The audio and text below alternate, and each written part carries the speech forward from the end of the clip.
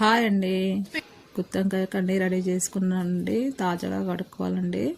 చూడండి, జీలకర్ర మెంతులు వేయించేసుకున్నానండి. నేను దూరగా వేయించుకొని పక్కన పెట్టేసుకోవాలండి. నెక్స్ట్ నువ్వులు వచ్చేసి వేయించేసుకోవాలి, దూరగా వేయించుకోవాలి ఇవి కూడానండి.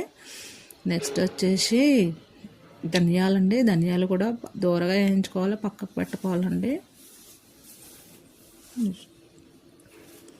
ఎండుమిర్చి అండి, చూడండి 10 కళ్ళనే వేసుకున్నాను, ఎక్కువ వేసుకోలేదండి. ఎల్లిపాయలు కూడా వేసేసుకున్నానండి. దాంట్లో నేను జీలకర్ర మెంతులు ధనియాలు అన్నీ వేసేసుకున్నానండి. దాంట్లోనే మిక్సీ పెట్టేసుకొని గ్రైండ్ చేసుకొని పక్కన పెట్టుకున్నానండి. నెక్స్ట్ వచ్చేసి నువ్వులు కూడా వేసేసుకున్నానండి, గ్రైండ్ చేసుకొని సపరేట్ పెట్టుకున్నానండి. నేనైతే కొంచెం ఆయిల్ పోసేసుకొని ఆనియన్ ఏం చేసుకున్నానండి.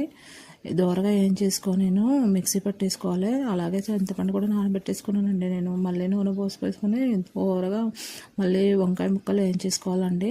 వేయించుకొని పక్కన పెట్టేసుకోవాలి. ఎండుమిర్చిను ఎల్లిపాయలను మిక్సీ పట్టేసుకోవాలండి. గ్రైండ్ చేసుకొని పేస్ట్ పక్కన పెట్టుకోవాలి. మసాలా ఆయిల్ పోసుకొని ఉల్లిగడ్డ పేస్టును మసాలా అంతా ఒక దగ్గర వేసేసుకొని కొద్దిగా ఒక 5 నిమిషాలు వేసేసుకొని ఉప్పు కారం అందులో వేసేసుకోవాలండి. వంకాయ ముక్కలు కూడా వేసేసుకొని పులుసు పోసేసుకొని పక్కన పెట్టుకోవాలండి. నువ్వుల పొడి గసగసాల పొడి కూడా వేసేస్తానండి. గ్రైండ్ చేసుకున్నానండి. అందులో మిక్సీ వేసేసుకొని ఒక 5 నిమిషాలండి అందులో వేసేసుకొని మూత పెట్టేసుకోవాలండి. అంతేనండి, సింపుల్గా చేసేసుకోవాలండి ఇలాగా.